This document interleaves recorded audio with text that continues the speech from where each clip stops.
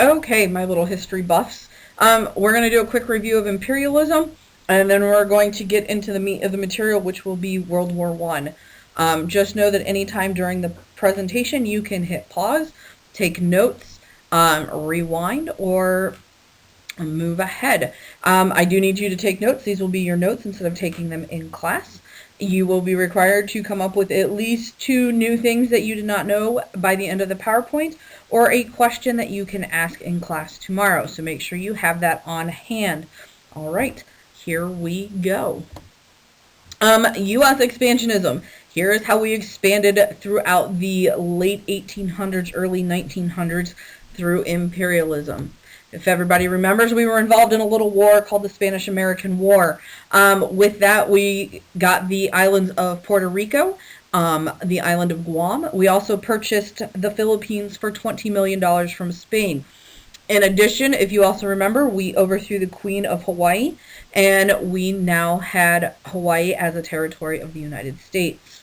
In addition to that, we intervened in Latin America and Mexico in the Mexican Revolution. We also exerted our influence in Japan and China through the open door policy. If you remember, all of the European countries had already expanded into China, and the United States did not want to be left out. So we decided to come up with an open door policy so that everybody had free trading rights in China.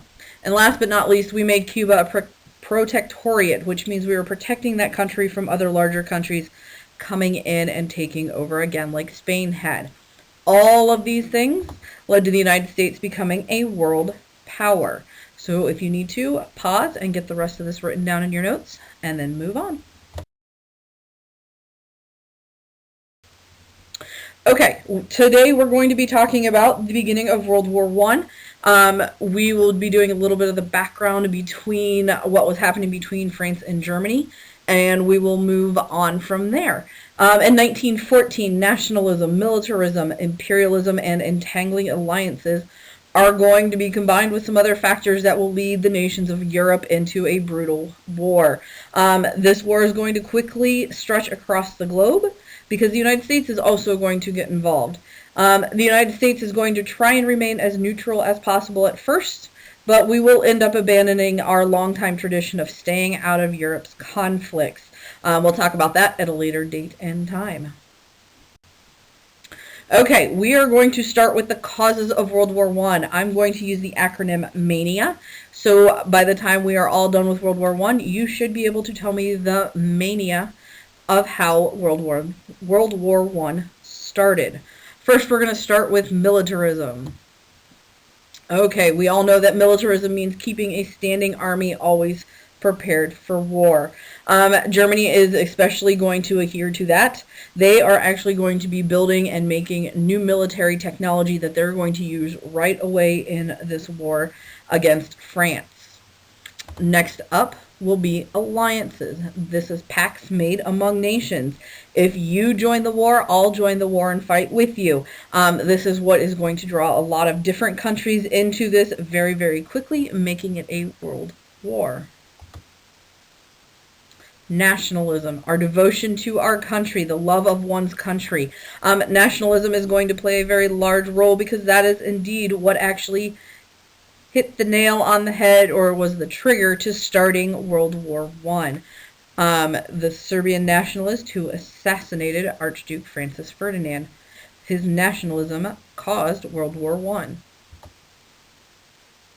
Imperialism, the stronger country taking over a weaker country, politically, economically, and socially. Everybody has taken land all over the world, whether in Africa, Japan, China. Everybody wants more land. The more land that you have, the more powerful you are. So imperialism is also going to play a very large role into why World War I started. And last but not least, the cause of World War I will be the assassination of Archduke Francis Ferdinand. We'll talk more about that tomorrow in class. So here is the mania that caused World War I.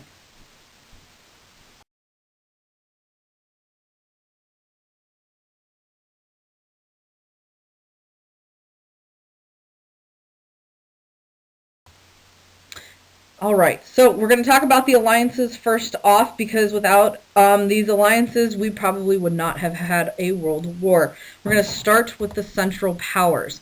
If you look at the map to your right, the Central Powers are located in the red.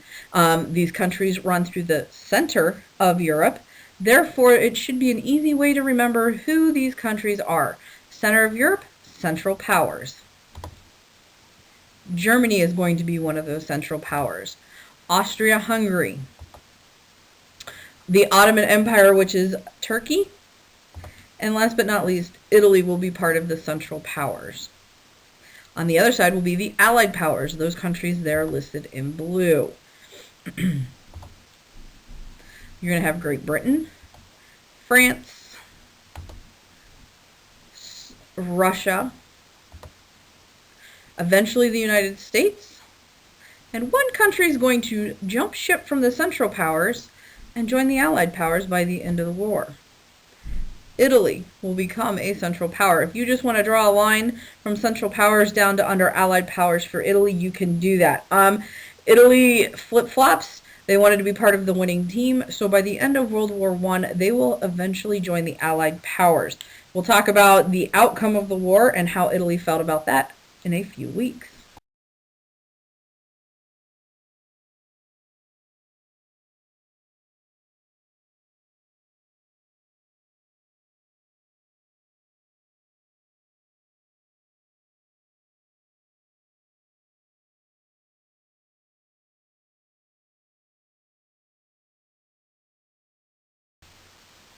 Okay, Germany decided to come up with a plan.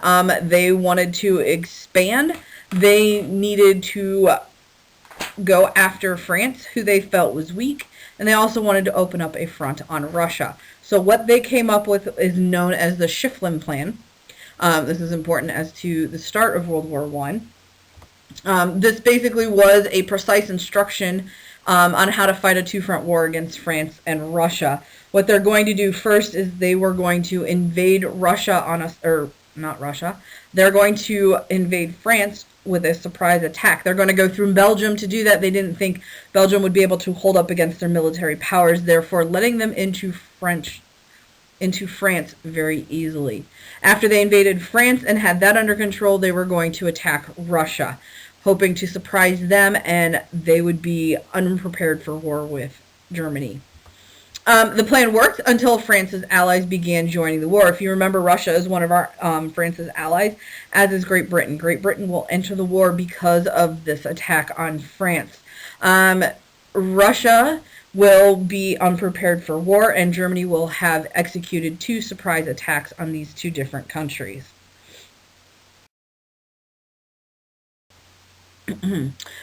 With this is World War I is also going to introduce a new kind of warfare. The way fighting had been done in the past is it is no longer. We're going to change the way wars are going to be fought. Although France is slightly behind time. So we're going to talk about France and Germany and the 2 different ways that they were fighting the war to start with. So with France, they are using uniforms that are 40 years out of date. Their uniforms were bright red, and they had heavy brass helmets. If you look to the picture to your right, everything there is pretty accurate on their uniform, minus the brass helmet that he is not wearing. The cape-looking object or part of the uniform is what they would wear when they are not fighting. So you can see that the French would actually be a target for anybody on the battlefield because they were wearing bright red, which will stand out against anything and everything. France's war strategy is also completely out of date. They were fighting as if it was 1800. They would line up and march as a unit with their bayonets already attached to their rifles, which is great if they were doing hand-to-hand combat with Germany. Unfortunately, that's not the way that Germany was going to fight. Germany, on the other hand, has changed up what they are wearing and how they are fighting. Germany is going to have gray uniforms that are going to act as a camouflage. They were more modern, and it would help them blend into the battlefield. That was the whole purpose. They didn't want to be seen until they showed themselves to you. They wanted to keep their positions on the battlefield hidden as much as possible. There's a picture of what the Germans were wearing towards the beginning of World War I there on your right. The warfare that Germany was using, they're going to use a modern war strategy, and they're also going to use modern military technology. Some of that technology is going to be the machine guns. That's what they're going to use against the French. For every machine gun that the Germans used, it equaled 50 to 100 French rifles. So for every one, you would need 50 to 100 rifles just to combat that one machine gun. Some of the early battles that the French fought with the Germans, they were losing 15,000 soldiers a day. That's an extreme amount of men that they are losing, and if you think about it, by the time this war is over in 4 years, they will have lost an entire generation of men, the French, not the Germans. Also, Germany predicted that the French would be beaten in 2 months and that the Germans would control France after 2 months of fighting. To control France, you must have the city of Paris, and that's what the Germans were going for.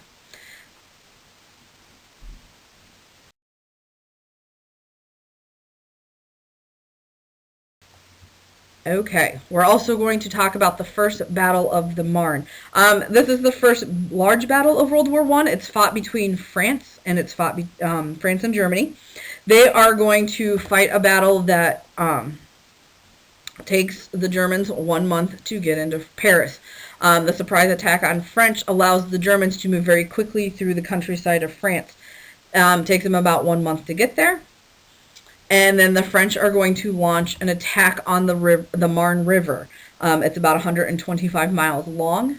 They fought this battle for 5 days, and after 5 days, there were 250,000 men who had died. It's a lot of men between both countries. So what are the outcomes of this battle? What is this battle going to lead us to? Well, it's going to push the Germans back for 40 miles. The French did rally towards the end and were able to push the German army back 40 miles. It's also going to allow Russia time to mobilize for war. If you remember, the Germans launched a counterattack on Russia after they had attacked France. With their attention focused on French, it allowed the Russians time to get their army and military ready to fight. And now the Germans are going to have to refocus some of their energy away from France and focus it on Russia. So this is going to help weaken the German army a little bit because now they're fighting a two-front war. This battle is going to end in a standoff. Neither side is going to win. But that standoff is going to lead to a few things. Both sides are going to dig trenches in the middle of the French countryside. And with those trenches, they're going to use them for protection, and they're going to use them to defend their positions of where they're already at. So, there's no winner and there's no loser, and now we are at a standoff in the war. No one side is winning and no one side is advancing land-wise. So this is going to create a problem.